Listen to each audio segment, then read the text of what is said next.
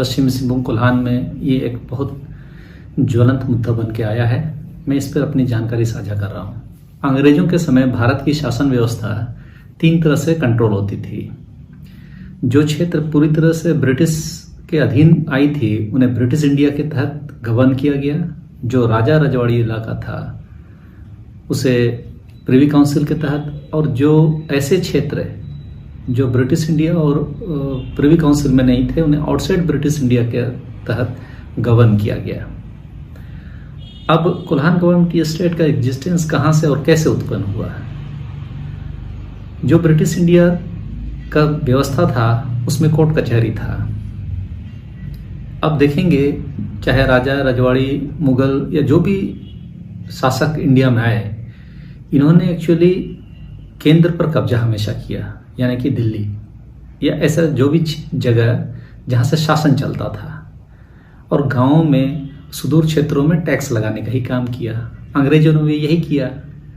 तो टैक्स का कलेक्शन के लिए यहाँ जो पहले से उपस्थित दीकू लोगों को लगाया गया। टैक्स नहीं देने पर कोर्ट कचहरी का चक्कर लगवाया जाता था। एक तो हम हो आदिवासी, ना हिंदी जानते थे ना इंग्लिश जानते थे, तो ये जो व्यवस्था हम पे थोपी गई से हमारा पूरा समाज अशांत हो गया और यहाँ आक्रोश व्याप्त हो गया। टैक्स नहीं देने की स्थिति का फायदा उठाते हुए दीकुओं ने कई जगह हम आदिवासियों से जमीनें छीन ली या हमारा गाय बैल ले लिया, मतलब इस तरह से परेशान करने लगे। तो ये जो परेशानी है बहुत बड़े लेवल पे फैलने लगी और उस कारण से ब्रिटिश सरकार के खिलाफ या उसके खिलाफ यहाँ अलग तरह का आक्रोश पैदा हो गया।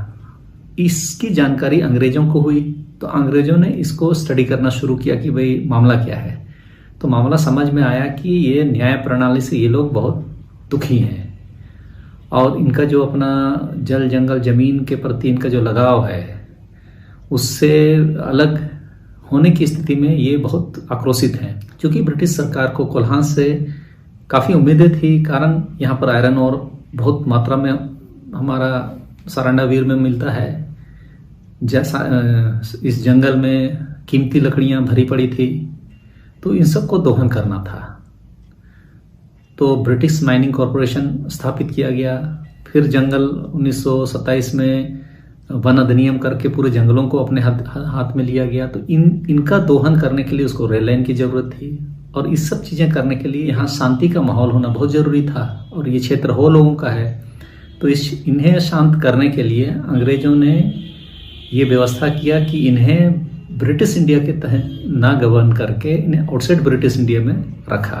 इसीलिए बंगाल रेगुलेशन 13 सन 1833 के तहत इसे एक्स्ट्रा टेरिटरी या आउटसाइड ब्रिटिश इंडिया के तहत डिफाइन परिभाषित किया गया और यहाँ की पूरी संपदा को एक भू संपदा के रूप में परिभाषित करते हुए कोल्हान गवर्नमेंट स्टेट की स्थापना की गई। इसका पहला सेटलमेंट 1837 को किया गया जो 30 सालों के लिए था।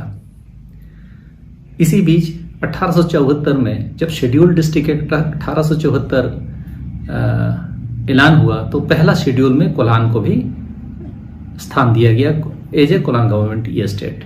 1867 में जब दूसरा सेटलमेंट हुआ 30 सालों बाद, कोल्हान गवर्नमेंट स्टेट का रिसेटलमेंट हुआ अगले 30 सालों के लिए 1897।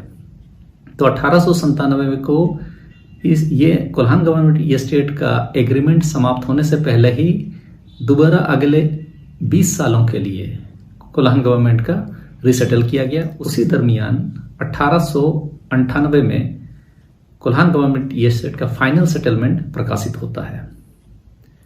तो ये एग्रीमेंट 1917 तक के लिए था। इसी बीच में 1908 में CNT एक्ट लागू होता है। CNT एक्ट जमीन से संबंधित कई बारीकियां उसमें परिभाषित की गई हैं।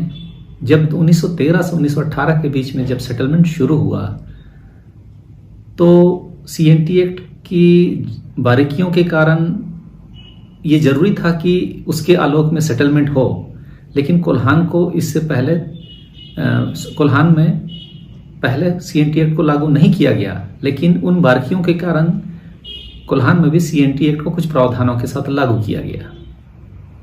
1917 को कोल्हान गवर्नमेंट ये स्टेट का एग्रीमेंट समाप्त हो रहा था, तो उससे पहले ही अगले 30 सालों के लिए कोल्हान गवर्नमेंट ये स्टेट का सेटलमेंट रिन्यू किया गया।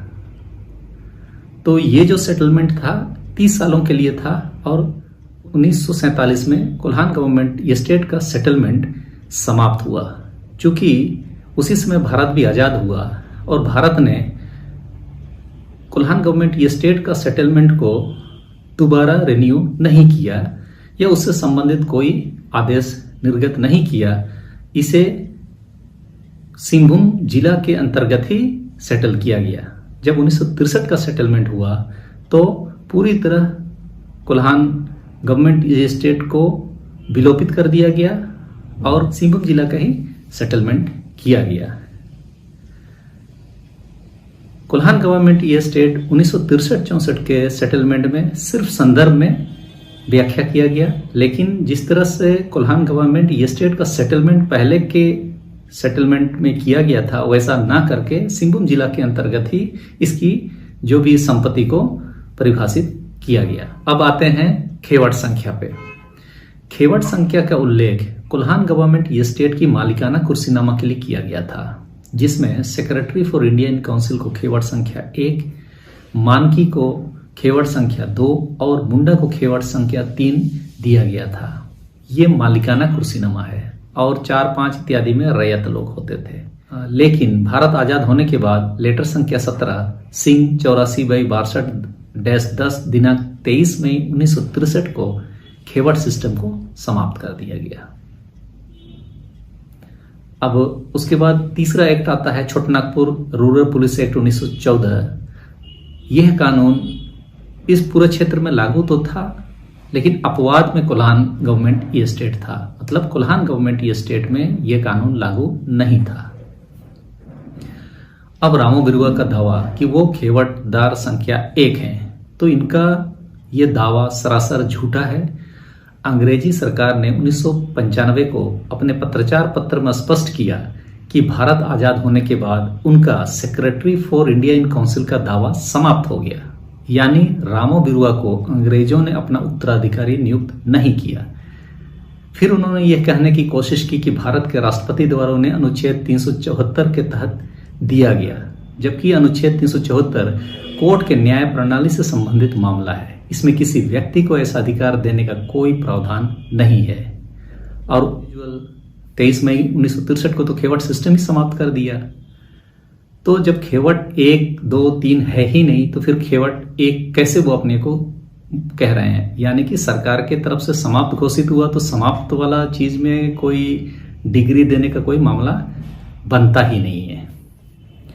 26 नवंबर 1949 को भारत का संविधान लागू होता है और 26 जनवरी 1950 को भारत गणतंत्र घोषित होता है। तो जिस दिन गणतंत्र घोषित हुआ उसी दिन शेड्यूल एरिया ऑर्डर 1950 के तहत कोल्हान को भी भारत के संविधान के 5वें अनुसूची के तहत दर्ज किया गया और